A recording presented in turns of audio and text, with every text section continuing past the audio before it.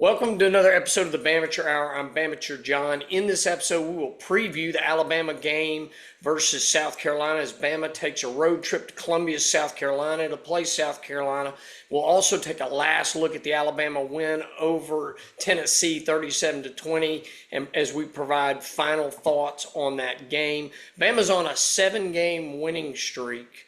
They're on a 6-game winning streak, and we need this to continue as we go to Columbia and get win number 7 and take care of business. No road trip blues. Bama needs to show up, show out, get the win over South Carolina if Bama wants to go to the playoffs and wants to go to Atlanta for the SEC championship. We're also going to take one final look at the Tennessee game, which was quite a roller coaster ride, and it worked out in our favor.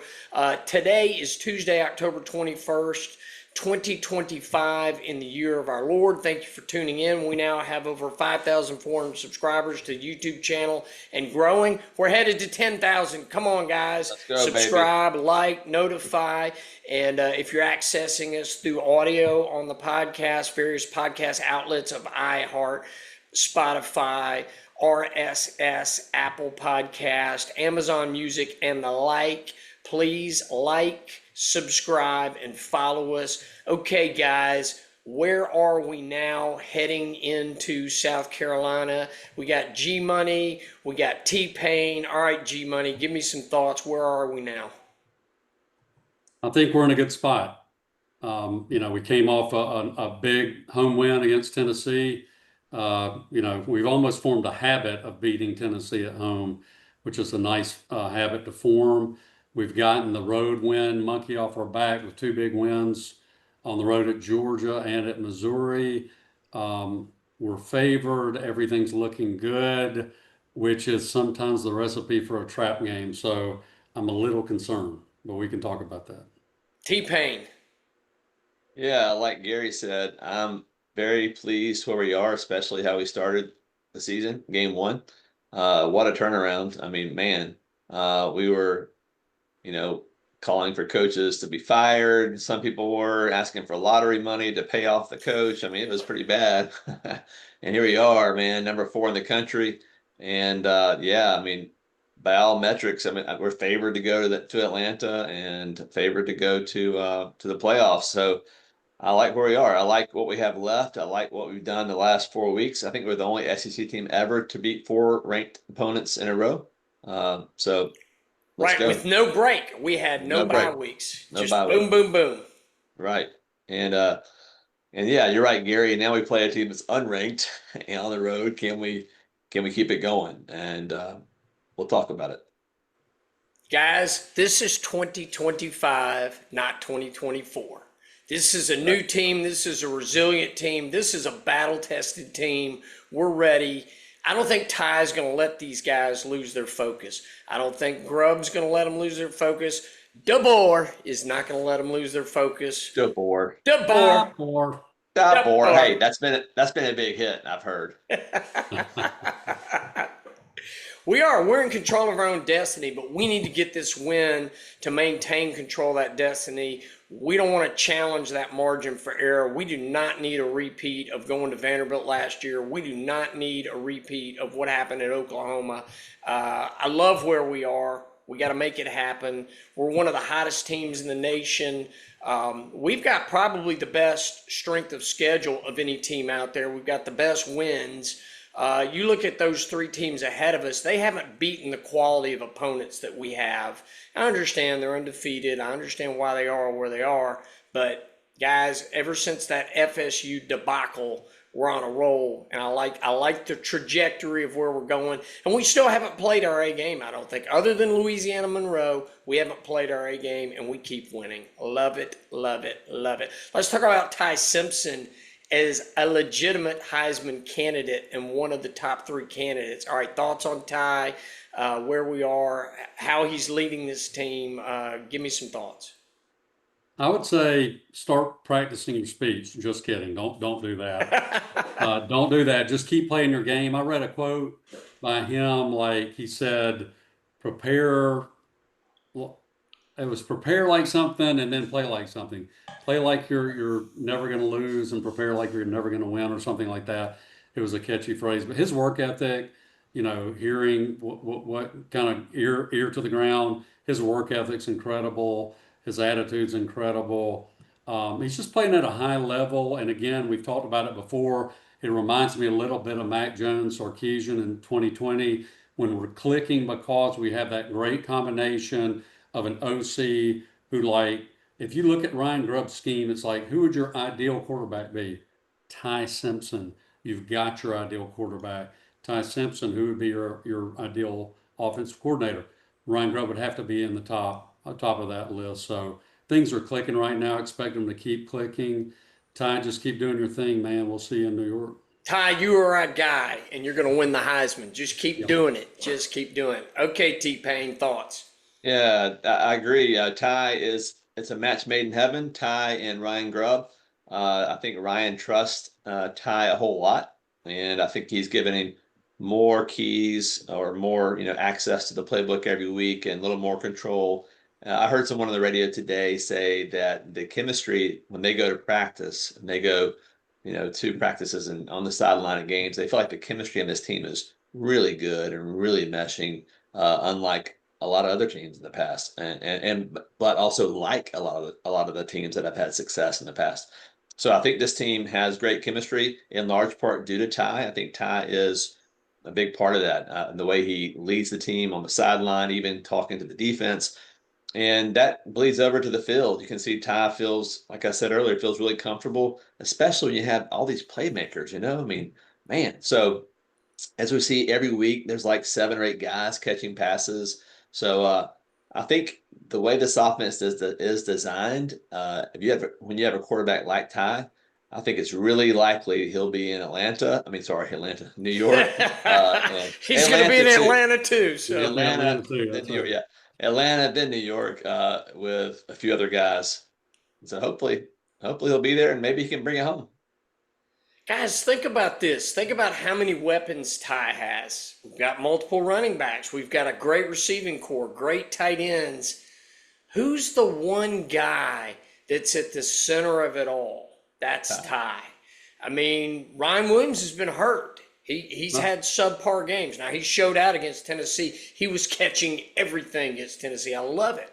But, I mean, we've had games where he hasn't showed out. Look at Lots Brooks showing up and having great games. Rico Scott, Zay Horton.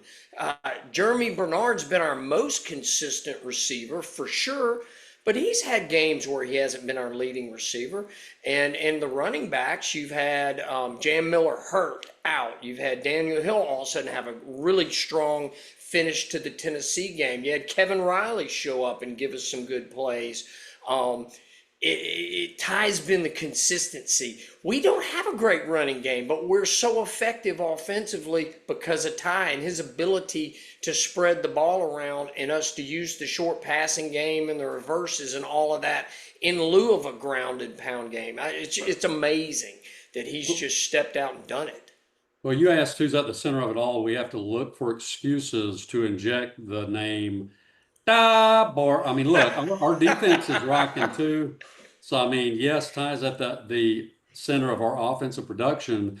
Our defense is looking very good at times. We've had some lapses for sure. I just want to say DeBoer. DeBoer. He is the greatest coach in the world. DeBoer, DeBoer, DeBoer. DeBoer, DeBoer. DeBoer, DeBoor. Okay, I'm back. He's at it. He's on it. I like it. Gary, you unleashed him. I triggered him in a good way. But no, John, yes, I mean, it's amazing. We have 5 weapons on the field at one time, oftentimes. And then Ty can also run, not too shabby. Right, he is a dual threat quarterback. He just doesn't have to do it very often. It's amazing.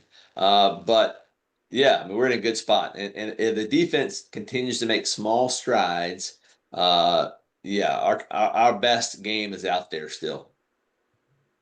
The chunk plays on the defense, if you look at FSU, we gave up way too many chunk plays. There were like 7 or 8 that just killed us. We seem to be shrinking it. Yes. I looked at Tennessee. There were probably 3 big chunk plays that really hurt us, which is great to go from like 8 to 3. If we can just tighten that a little bit more And also the chunk plays, Gary, I think you mentioned let's limit them to under 30, not 44-yard touchdowns, and just Yeah. bring Well, we that said two down. things in the preview episode. We said less than 5 chunk plays, which I think we accomplished, and around 25 to 30 max. I will say, picking up on something T-Pain said, we do have the playmakers, and we can talk about this later, but we had some playmakers in 2010, Mark Ingram, Julio Jones, Greg McElroy. We were on a 19-game win streak. We went up to South Carolina and got beat. So we have a little history there that makes me a little bit nervous. Now, they don't have Alshon Jeffrey. They don't have Marcus Lattimore. They don't have Stephen Garcia. Garcia. So those are apples and oranges, but still, Right. that's a tough place to play. I'm afraid, I don't think our guys will necessarily overlook this opponent, but there's a little risk of that because we're feeling so good with this momentum. It just feels like a little bit of a trap game. We called Tennessee to cover the spread and have a big game. All those things happen. This Saturday, I think we may face some adversity. What is the spread this weekend? Start at 13 and a half. It's down to 11 and a half. So I think there's some people Right. understanding that history and understanding the nature of a trap game. And it's a tough place to play. I mean, it is. It hasn't been necessarily this year. If you're looking at their record, um, they did beat Kentucky, but I mean, they've lost some games at home too. But I don't know. I'm being a little more conservative with my expectations this week than the past few weeks. I totally think you're right, Gary. I think this is a trap game. This is the classic. We're riding high. We're doing well. And again, I do not want to see a repeat of Vanderbilt last year or a repeat of Oklahoma. And I guarantee Mike Shula's back's against the wall. He is getting tremendous flack because Dow Loggins left and he took a head coaching job. And he did a great job with their offense last year. And that game they had here, boy, that was nip and tuck. That was a nail biter. We escaped and we're lucky to get that win. But Shula's getting a lot of grief because their offense is not good. They've been very ineffective. They have had injuries to some key players. Lenore Sellers got knocked out of the Vanderbilt game. I think Nick Harbor, he's been injured. Their top running back hasn't been that effective. But I'll tell you what, guys, if I'm Mike Shula, I'm looking at that Vanderbilt game, both Vanderbilt games. I'm looking at the Oklahoma game last year, and you've got a quarterback that's as good as anybody in the nation in terms of athleticism and ability to throw the ball all over the yard. Now, is he the most accurate? Does he have the decision making of a Ty Simpson? Maybe not, but he's as athletic as anybody out there. And I'm going to use him like they use Diego. I'm going to use him like Jackson Arnold, and I'm going to try to grind the game down and do that if I'm Mike Shula. I hope Mike Shula is not listening to this podcast. Mike, keep doing what you're doing. Don't go do that. I got Because it's two worked comments out on well. that. Mike Please. Shula, thank goodness Tim Tebow went to Florida, right? I mean, I hate to say that, but if he came here, we would have had Shula for Right. probably a couple more years. I will say this, I feel like I'm like the Milroe defender in the room or whatever, but South Carolina last year, we laid an egg. We pulled out the win, but we did not play well at all. And of course, great point, John, they had a different offensive coordinator then. But Milroe had a 7-yard rushing touchdown and hit Jeremy for a 33-yard touchdown. Both of those were in the fourth quarter when South Carolina was here. They're just one of those teams that you can pick out a game here or there where we've kind of beat them up, but it's tough to play them. I don't know why. They've got good athletes. They've done a good job recruiting, and they've had a really disappointing year this year, 1-4 in the SEC, and it's almost like when you're playing a proud program that's a little desperate, they're a little dangerous. Yeah, caged animal effect. I really do. I think that's what we're walking into, and I think we're going to get their best shot. And guys, I'll say it, any road win is a great road win. I'll take a 1-point victory. I want to get out of there. I want to keep this winning streak alive. I want to be 5-0 in the SEC. But, I mean, we got to show that. And we've proven to be a really resilient team. We've proven to keep fighting. And Ty's been, he is so mistake free in terms of his football. He makes very few bad decisions, and let's hope he can keep that and keep guys focused, keep the penalties down, not turn the ball over. But I think it's going to be a tough game. So I agree with you. I think it is a big trap game, and they want to get us. They'll be tearing let's face it, they're going to tear the goalposts down if they beat us. There's no doubt. Oh yeah. So Yeah, I like this thing, this kind of angle. I like that we have a bye week the week after, correct? yes. So I think the coaches are telling the players, hey guys, give me one more week of your attention, just one more week, and you have a week off. So I think that helps. I also like the fact that South Carolina doesn't have a bye week before us. I mean, they had to play LSU and then also Oklahoma. So it's not like these coaches have been planning for this game for weeks or anything. So I just think we're going to come into this game prepared, good leadership, good chemistry. Ty is the centerpiece of that. And DeBoer, I DeBoer. like this. I like us to DeBoer. I like us to be focused, and take care of business. Well, Pavia kind of sent them a little bit on a death spiral. You know, they beat Virginia Tech, and then when they lost big to Vandy, you know, they still played some close games. Like they played at Missouri and lost by single digits. Missouri. Yeah, they had a lead, and they had a lead going into the fourth quarter too in that Missouri game. Yeah, they sure did. So what I'm saying is, you know, we can look at their record and look at the 1-4 in the SEC and go, no big deal. They've got some players, and like you're saying, John, they're kind of desperate. I think it's a dangerous game. we got to be ready. We got to get in there and do it. Oh, by the way, they're going to look at that FSU tape as well, so we better be prepared for all of those tricks with Sellers. He's the key. That's what Vanderbilt did. They corralled him to a certain degree, and then they knocked him out of the game. I'm not saying purposely injure him, but I mean he's the key. And if he's struggling, we've just got to contain him. And then Nick Harbor, they don't have a lot of wide receivers, so I'm not worried about that. But we just got to be very sound. Okay, you're not Brent Venables. Okay, remember that. You're not Kane. You're not Brent Venables. Sound defense. If you're going to blitz, don't bring the house. Just bring one extra guy. You're going to need a spy for Sellers. Because if I'm them, I'm going to run Sellers like crazy. I'm going to do all sorts of tricks like that and say, okay, show us you've learned your lessons on how to do that. That's what I would do. That's their best chance, in my opinion, is to just use Sellers for all sorts of craziness. Well, I hate to say use 2010 as a template, but Greg McElroy was sacked, I believe, 7 times when we lost up there in 2010. And they've got some players on defense. Dylan Stewart, he's listed as linebacker. He's really an edge rusher. He's a really solid defender, fast twitch, kind of like we're talking about Yanze. He's I wouldn't put him at that level, but he's maybe one step down from Yanze, and Brian Thomas Jr. is a really good player. So if they put pressure on Ty and get him moving, you know, we talked about during the post game Tennessee how they had on one drive 2 batted down passes and then that fumble where are people watching the tape, defensive coordinators watching the tape on Ty and going, hey, he can elude you, so don't break down when you get close to him and start throwing those mitts up. I don't know.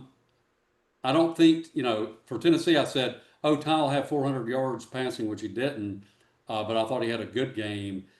This one, I think he's going to be under pressure and challenged and have to show us what he can do. And South Carolina, to your point, does have a good defense. Their defense is strong. It's their offense that's been struggling. But, you know, we've faced other good defenses. I think we can avoid the penalty. And that's going to be tough because it's going to be a loud crowd. It's going to be raucous. But we handled it at Missouri. We handled it at Georgia. I don't think the atmosphere gets any bigger than what we had to face in Athens. We can do this thing. But, yeah, it's going to be good versus good in terms of our good offense against their strength, which is their defense. And then it's going to be their, you know, call it their weakness versus, I would say our defense is weaker than our offense. So, but our passing defense is really strong. We've just got to be able to contain Sellers and not let him just gash us and be prepared for that. So, hey, another thing on why I like this game for us, the matchup, is because we're the best offense they've seen. Okay, don't you think we're the best offense they've seen? And as far as defense goes, their offense, as you pointed out on your notes, they're averaging 20 points a game against FBS opponents. Against SEC opponents, they're averaging 15 points a game in their SEC games. So, and if you're only going to score 15 to 20 points, that's going to be a long day for you because I think we're going to score in the 30s. Well, I will say this: they have faced some good offenses. Vandy, Missouri, Missouri. Oklahoma with Mateer. That they've faced some really good offenses, and have held them like they held. Let's see. Well, Missouri scored 29 on them. Vandy scored 31. So you may be right, Rick. When it gets down to it, this may be a 28 or 31 to 15 to 17 to 18 kind of game. But I mean, that would be a covering the spread great win. Right. I think unless Sellers goes wild and we just do stupid things to let him just gash us, I don't think they can score 20 points. I just don't. I think their offensive line's not that great. Shula as an OC, I'm not convinced. That's I'm sorry. I know he's a Bama. He would be a Bamature at heart, right? He's a Bama guy. So, yeah. but I just don't think they have the horses on offense this year, and I'm not sure they don't have someone comparable to Grubb, and we'll talk about that later. But they just don't have it on offense. So we just got to come out and a B plus game or better, and we've got this thing. If we start mucking around and playing a B minus C plus game, we could be in trouble. So guys got to be focused, got to be ready to go. But injury wise, we're in good shape. Well, we got to allow for the possibility of turnovers and I don't want to call them fluke plays, but hopefully you guys are with me. Have y'all watched the Xavier Brown play like 50 times this Love week? Love it. It's not like the second Love 26 in the national Hey, championship go game. to the Bamature Hour Facebook page. We got it posted there, baby. Very nice. Very nice. Yeah. Well, I'm just saying if we have a turnover in the wrong part of the field, I don't think their offense can score 21 points on us, but can the team possibly score 21 on us if you include maybe a fluke play here and there? It's possible. Yep, we got to avoid those shoot yourself in the foot because let's face it, Tennessee game, 14-point swing right there. Get that pick six. And then Xavier's able to break that shoestring tackle because think about that. The clock was done. Had he gotten tackled there, instead of that being an extra 7 force going in the half, it would have just kept them from putting that on the board. So, but then again, our defense has been opportunistic the last 3 or 4 games. So hopefully we can force Sellers into making some bad decisions and get some turnovers and put it on them like that. So I don't like what we've given up in chunk plays, but I do like that we've been forcing turnovers the last 3 games, which has been great. Well, and Womack deserves a lot of credit. I mean, he got excoriated after the FSU game, and you know our offense Rightfully so. rightfully so, and our defense has really turned it around. Now we can still point to a handful of plays like you're saying, chunk plays or missed assignment on offensive line where you know a guy's running free to get a sack. Those kind of things, it would be nice to eliminate those or at least reduce them. But overall, I mean, our ranking of our total defense in terms of yards and scoring, we're up there. I mean, we're up there, and Womack deserves some credit for that. Okay. Let's go. Hey, I think if Gary, you mentioned barring weird plays or fluke plays or turnovers, we beat them pretty good, I think. And also, I think Ty is getting better and better and better. However, against Tennessee, I saw one little crack where he was rolling out to his right toward the end zone, and he threw back real quick to Cuevas. Yes. And right there in front of him was like, but harder. Yeah. Remember that? Oh, I'm sorry. Oh. Hey, he looked like another quarterback doing that. Yeah. That's the only time I've seen him do anything that I thought, oh, that was dumb. So he's about 99% on fire. But he was trying to get that Heisman highlight of that tiny little, window. Oh yeah. Hey, and McElroy pointed that out. He's like, he didn't need to force that in there. Just throw it away. Or if he had seen Germ just right there, he could have hit him. He was wide open. And DeBoer was not happy. Excuse me, DeBoer. And Ty took his medicine. He did. He needed to take his medicine, and he did. And I'm glad he did. By the way, guys, I was listening to Mel Kiper today, And he's got Ty is the third highest ranked quarterback in the draft now. He's got him as the number 15 pick in the draft, or he's the 15th best ranked player. So he's the number 3 quarterback, top 15 on Mel's, what he calls his big board. So, and he said the one thing that Ty's got to learn how to do is throw the ball away. Sometimes you just have to throw it away. He goes, he's very aggressive. He's always trying to make a play. He never gives up. But what he's going to have to learn is sometimes you have to throw the ball away. And he's right about that. But he goes. And also, I was just going to say, he's also got a blind spot. We talked about it after the Tennessee game. He's not a big vertical threat, and he doesn't need to be in the system we've got. But you're going to have to move the ball downfield with shot plays at some point to be a starting NFL quarterback. And his arm is what it is. His accuracy is elite in medium range and inside, but that's one thing I would love to see. If we can get it over, we got over the top kind of receivers.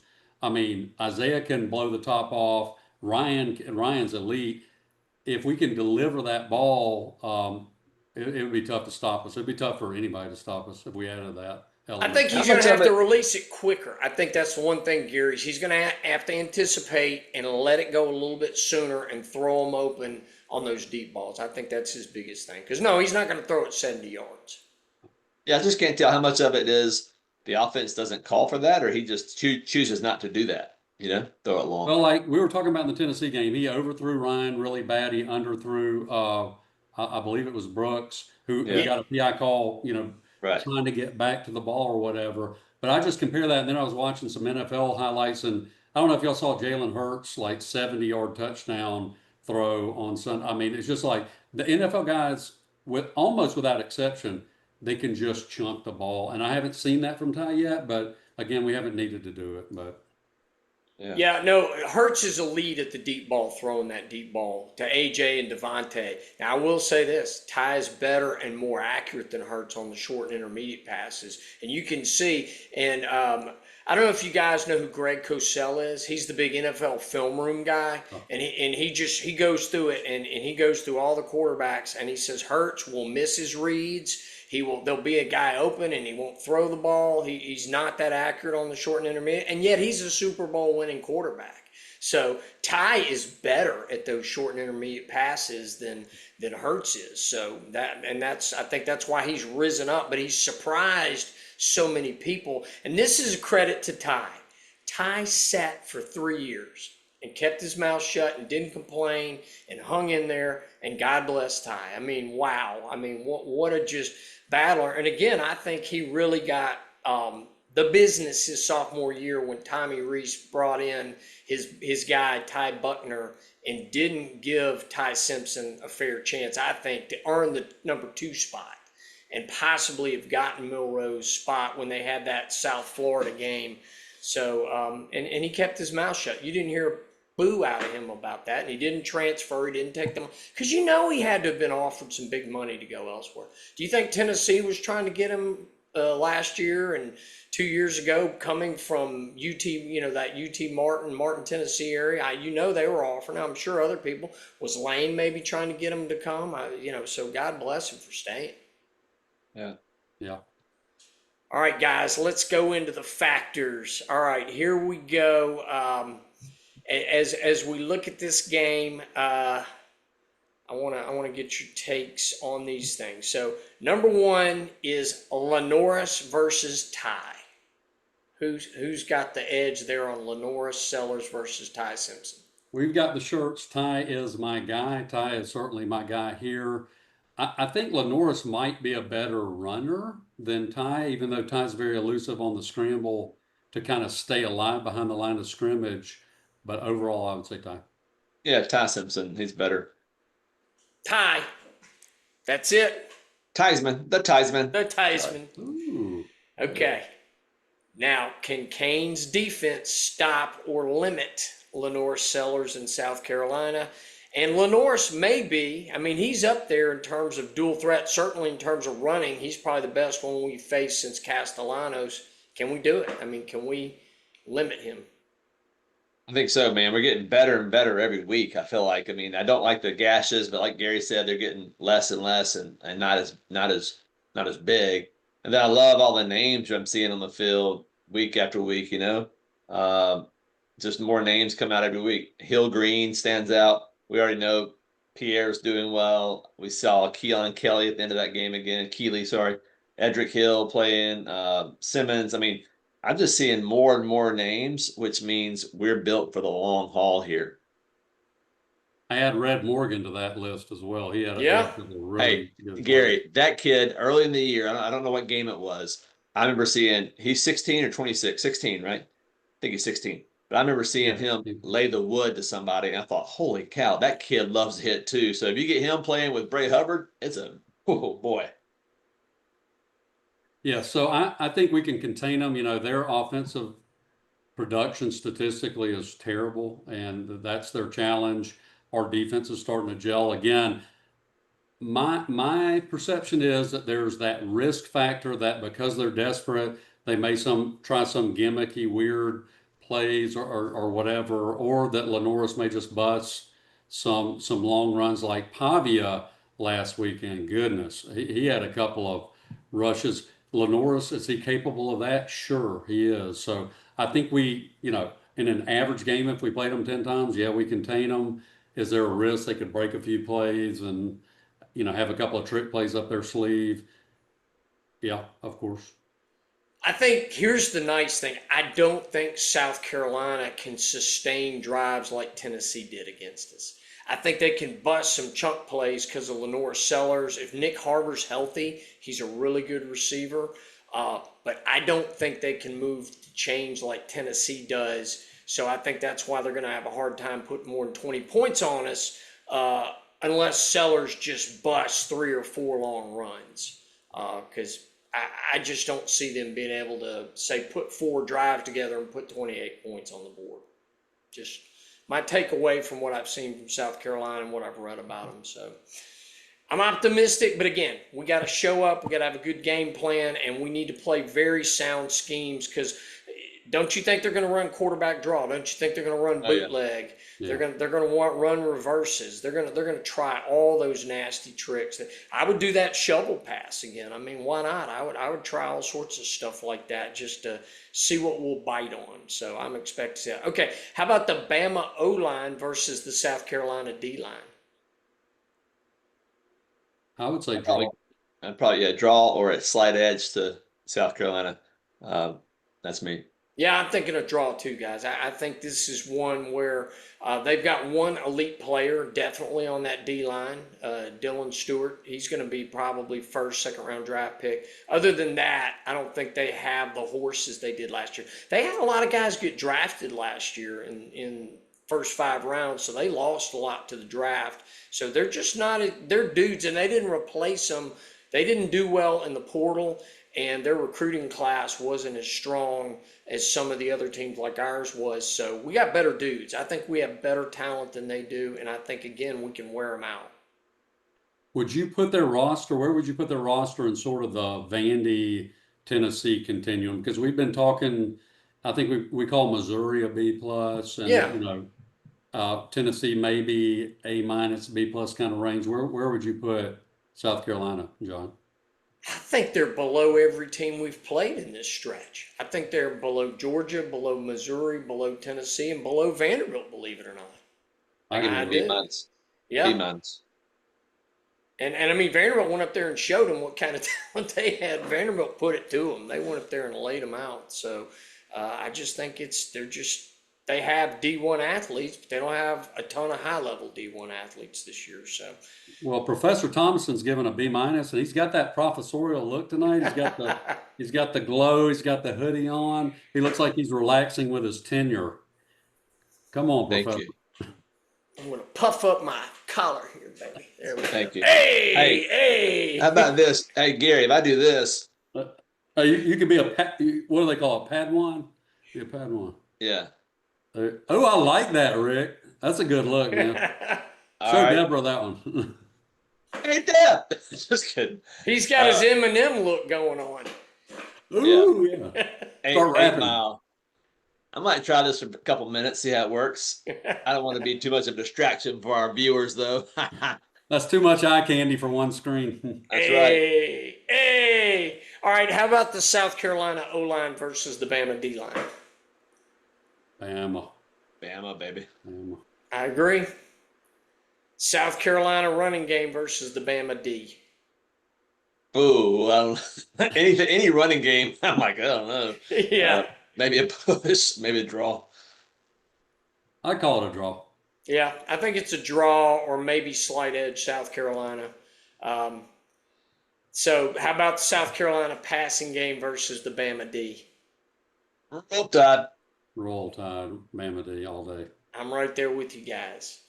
All right, what's our confidence in getting third down and fourth down stops? Because they're going to have to go for it on fourth down. I think they're going to have to roll the dice. They're going to have to pull out all the stops. What do you think? That's my confidence meter, John. It's Yes. going up. Yeah, baby. It's going up. I like it. I mean, I would like to hold them under 33% in third down conversions and under 20 or 25% or less in fourth down conversions. That's how I would define success. And based on that definition, I think we'll be successful. I think given that South Carolina's really had problems putting together long drives and sustaining the kind of drives that we can. I mean, our offense can do the 2-minute drill with the best of them, or we can punch out a 6 to 7 minute drive. It's amazing. They can't do that. So I feel good about this, actually. How about the Bama running game versus the South Carolina defense? What do we think on the factor there? I think until our running game shows me, I'm going to have to go with the South Carolina defense. I'm afraid I agree with Rick there. I mean, they had held LSU to 20 points. I mean, their rush defense, and I forgot to unpack those rushing versus passing stats, but they're not a bad defense. They're a good defense, and we just don't have an elite running game. I would like to say we do, but we don't. I'm in agreement, guys. Can't argue with you. How about the Bama passing game versus the South Carolina defense? Bar. That's the next question, Gary. Oh, yeah, that's right. Hold on, Gary. I think we're going to chew them up and we're licking our chops. I think Ty's going to have a big day. 2 or 3 of the receivers are going to have big days. Do you remember on our first drive when it was third and I believe it was 3rd and 12, and Simpson drops back?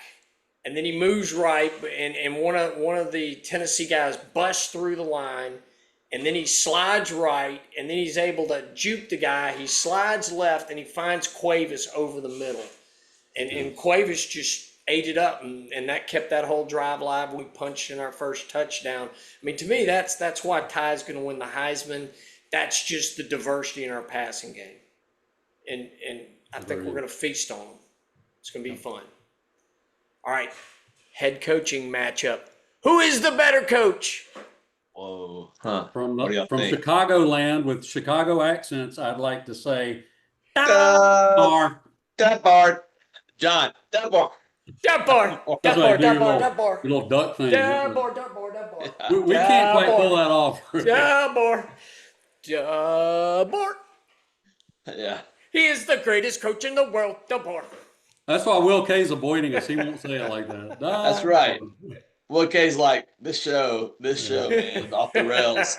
It's off the rails. Will K. Hey, I know you're watching, Will K. Shout out to Will K.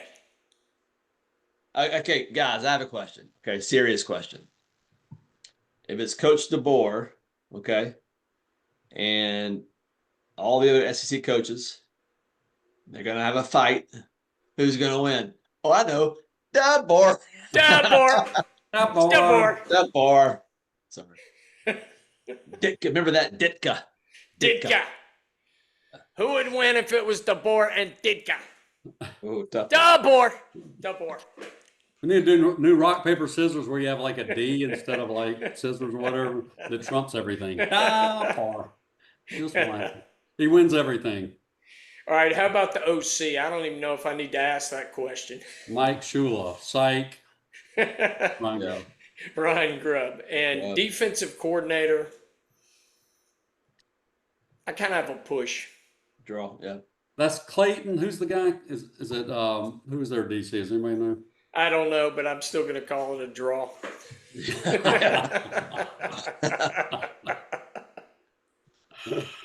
I mean, I want Kane to looking, prove me wrong. I want Kane to show me that we don't give up chunk plays of over 30 yards in this game. yeah, I want him to shut me up. I'll call it a push. I would say slight edge to Bama though, just because we're improving. Yeah. How about special teams? I don't know. I don't know much about their special teams. I Oh, know that they gosh. had a hurt kicker and their backup kicker didn't do well. So I don't know. Can I say something here? So yeah, I don't know if this is accurate, but I saw something today, speaking of special teams, that said there are only 3 NFL kickers who in their careers have hit 3 or more 59 plus yard field goals, and that Will Reichert has hit 3 of them this season. Wow.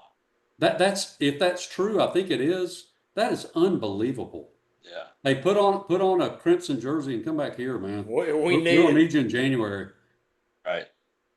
There's a Hoover kicker, I think, that hit like against Thompson, hit a 55. Yeah. Yeah. Yep. All right. Where's his scholarship? Yeah, right. I think inside the 30-yard line, our special teams are really good.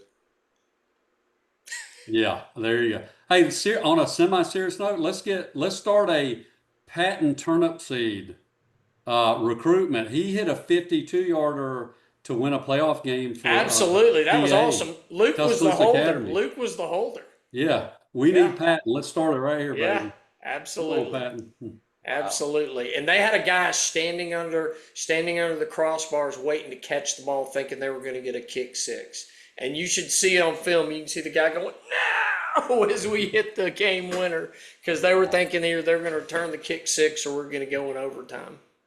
Wow, love it. It was an amazing game and an amazing season for Luke's senior year. That was really fun. All right, guys. I think poise and penalties. We've been great the last 3 or 4 games. Let's continue that trend. I'm feeling good about us. Yeah, I like our poise right now. I will say when you've got the distraction of a unique rooster crow blaring through the speakers, that may be a little distracting. So hopefully we can tamp down. All right. Which team and which coach do you trust to make the in-game adjustments and keep the team in the game or get us back in if we get down? Don't do it. Don't do it. Save it. DeBoer. DeBoer. DeBoer. He has really proven himself, and South Carolina coaches are struggling this year. So they've actually blown games where they've had leads. So I'm feeling good. Good. We're battle tested. Guys, I think South Carolina's been in battles, but they haven't proven themselves that they can win in those battles. They played some tough teams, but I like our chances. All right, so y'all want to make predictions here? Let's go ahead. Go ahead, G Money. Oh, ladies first, T-Pain. That would be you. Oh. Hey, Whoa. T-Pain's also a rapper. Remember that song? Apple bottom jeans, boots with the fur. Okay, guys, I'm writing it down. Okay, here's the drama here. Okay, the score 35-17. I don't know if you can see it. 35-17. I like that. Okay. All right. I'm gonna throw a little curveball in here. I'm gonna say we win this game 31-27. Ooh, okay. I think it's gonna be close. All right, John. G Money. All right. I'm going to make my prediction. I'm actually going with 31-20. Okay. I think we're going to actually get close to covering the spread or cover the spread. So, all right, guys. Now let's jump into final thoughts on the Tennessee win. Rick, I didn't get to talk to you at all about it. Gary did the instant reaction with me, but wasn't available to do the upon further review. So I want to get your guys, whatever thoughts you want to bring about that Tennessee win. That was huge. So fire away. Go ahead, G Money. Just a wonderful win, and I'll say the 2 takeaways I had a bunch of takeaways, but I loved how active Ryan was and some of those grabs that he got.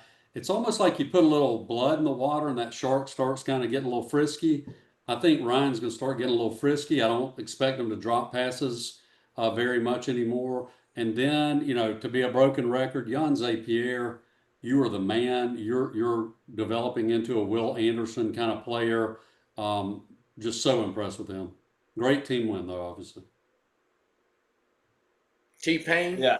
Yeah, I mean, I'm sure we've hit on all these things, but I made some notes during the game. No, go through it. I want to get your No, but I mean, opinion. Fire away. I just listed first time I've ever done this in a game. I listed every possession, all the way down.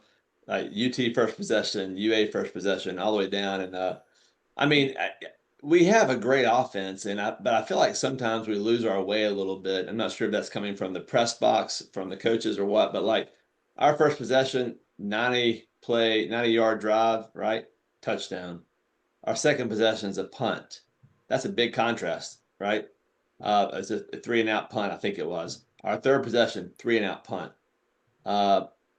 And then so now it's 9-7, pretty close game. Right, we get the safety. We get the safety Right. on them. Yeah, safety, which is huge. And then our next possession, Jan Miller scores on a touchdown. And then on the last drive of the half, as you know, Tennessee's driving. We had that James Smith roughing the passer. That's the second time this season he's done that, where it's like, James, come on, man. You don't have to fall on the quarterback. And if you do, yeah, he gave himself up. He was sliding. I know. It's like, dang, man, don't even make it close. And that extended their drive. Would we have stopped them if he hadn't done that? I don't remember the down and distance there, but 15 yards first down doesn't help at all. Of course, and then after the half, I'm still curious. It seems like at halftime, Ryan Grubb goes in halftime and says, you know what? I know it works, and we're not doing it first drive when we come out. We're going to do something different. And so he comes out and he runs the ball twice. I think loses yards in the first down, second down. I'm like, why? I mean, even Greg McElroy, someone said, hey, why take the ball out of Ty's hand when he's so effective? Why do that? And so I don't know. Those are things that hit me. And then that Ty fumble, I forgot that. On the sixth possession, he fumbled. How did he fumble? I've forgotten already. He was trying to pass the ball, and they got a hand on it, and they ruled that they knocked the ball out before he went forward with it. Right. Very questionable call. Yeah. But live, it sure looked like a forward pass. I mean, I thought, I didn't get that at all. Oh, yeah. He hit, I think he hit Proctor's shoulder or something. Yeah. Yeah. Anyway, I mean, things like that. I mean, again, I thought Pierre was great again. And Ryan Williams, as y'all said, I mean, like, where did that come from? I mean, my gosh, he's catching hard balls. It wasn't like they were easy balls. That was great. And then, and we finished them out there. But yeah, that's really all I have. I mean, I just want to see more consistency from the offense and from the OC. And I'm nitpicking. I understand that I'm nitpicking, but man, y'all, I mean, if that pick six had not happened, we're probably in a fourth quarter game. Oh, yeah, it's 30-27. The score's 30-27, and it's anybody's ball game.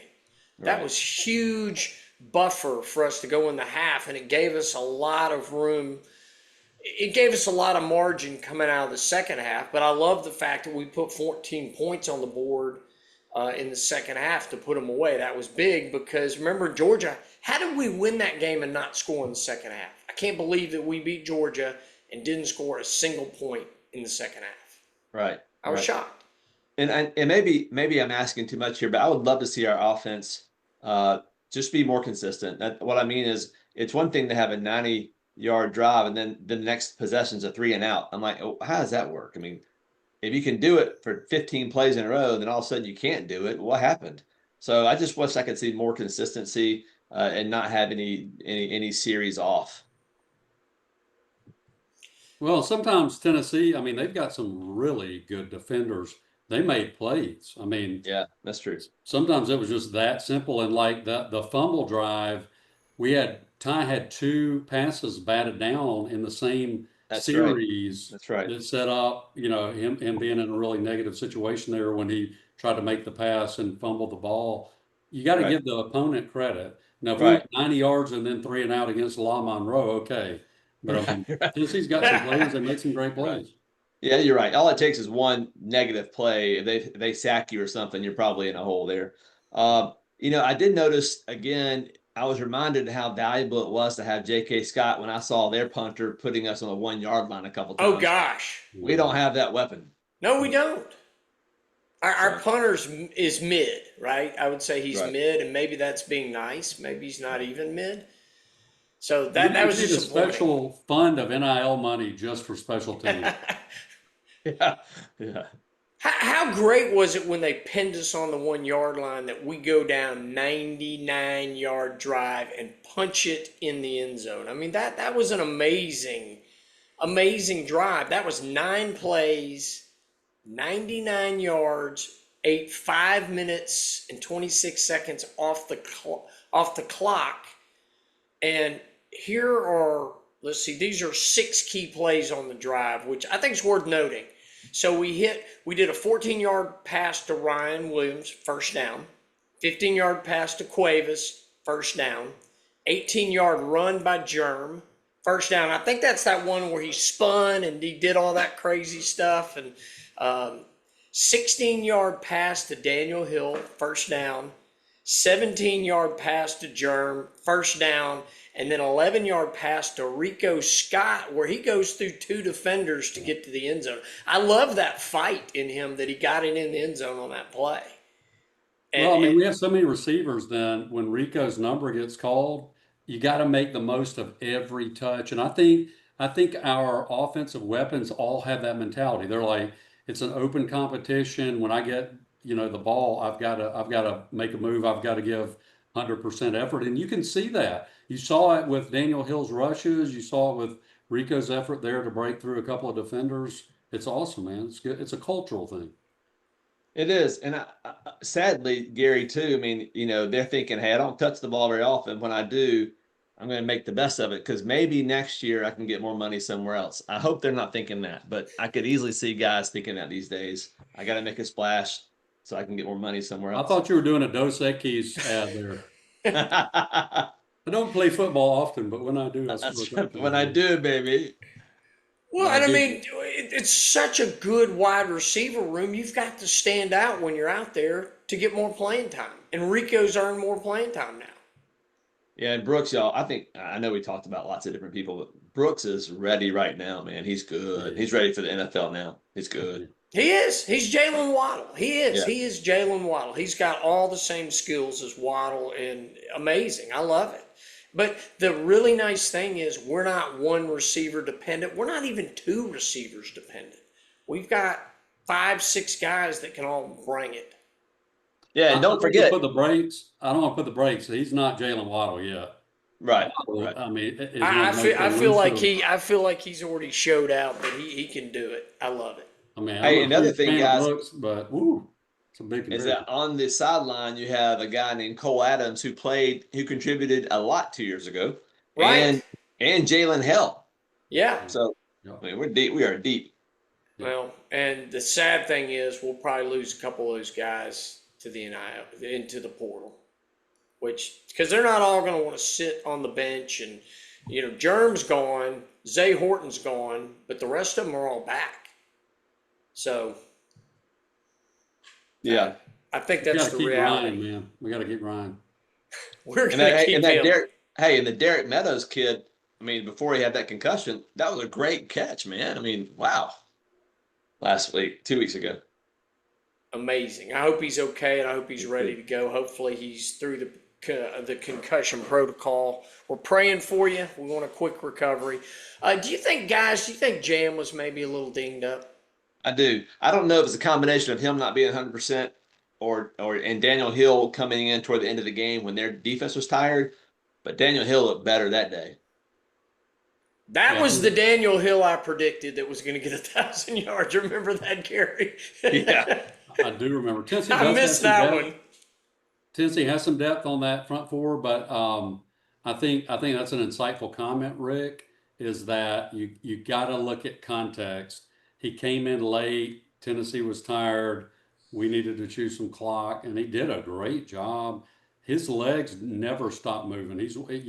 And he's so strong. And I think, John, that probably informed your prediction in preseason And again, it's not too late for him to still have a tremendous contribution over the second half of the season. Well, Right. and he showed out in the Missouri game catching that 1 yard touchdown pass that was not an easy catch. It was And not an high easy pointed throw. it, man. That was Yeah, he awesome. did. He showed out, and Ty laid that ball up and over the guy and went and got it. I So mean, love y'all, before the season, I would have not believed you if you told me Richard Young would not hardly ever play. I mean, I thought he would be the number 2 guy for sure. And he doesn't, Richard Young does not see the field. it. He Well, doesn't. who have we not seen in the last few weeks? AK Deer. Is he hurt? I don't know. And Dre Washington, we hadn't seen him. I mean, those guys are riding the pine. Yeah. Yeah. All right, guys, real quick, Heisman odds. I just was going to jump to that. Looks like Ty's Fernando Mendoza's got the best odds to win it right now. Ty's in second place. Julian Sayin, who was at Alabama for a cup of coffee, he's in number 3 spot right now at Ohio State. And Marcel Reed, NBA graduate, Nashville, Tennessee, Texas A&M quarterback. He's in the number 4 spot right now, and Diego Pavia is in the number 5 spot. I think if Diego Pavia keeps winning these big games like he did in LSU, he's going to end up in the top 3. I expect Diego to be in New York. I expect Ty Simpson to be in New York. I expect Fernando Mendoza to be in New York. And I think Julian Sayin's going to be in New York because Ohio State's got a cupcake of a schedule, and they're going to keep rolling. So it's going to be interesting to see what Gunner does, what Marcel Reed does, what Dante Moore. But those are the guys that are competing for the Heisman, and I love Ty's chances. It's not, of course, you can't say it's fair or not fair because it is what it is. But if you look at who Indiana faces in the second half, I mean, It's it's a just joke. like Ty can have 400 or 500 yards a game, if we face those kind of opponents. I really hate that for him. I still think Ty's gonna win it though. If we go 11-1 and go to the SEC championship, I think it's going to be hard not to give it to him because, I mean, you can argue who on Alabama has shown out consistently game in and game out and carried this team other than Ty.